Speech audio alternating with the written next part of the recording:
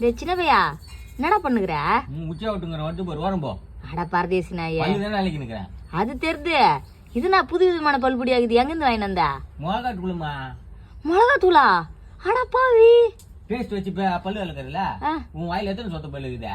முன்னாடி இருக்கிற 2 பல்லு தரும், இது எல்லாமே சொத்த பல்லு தான்டா. இல்ல கெமிக்கல் கலக்குறானுங்கம்மா. மிளகாத்தூள் எந்த கெமிக்கலுமே இல்ல. நம்ம கண்ணு எதிர்க்க அரைக்கிறோம், நம்ம கண்ணு எதிர்க்க இருக்கிறோம். ஃபுல்லா பயங்கர காரம் இல்ல.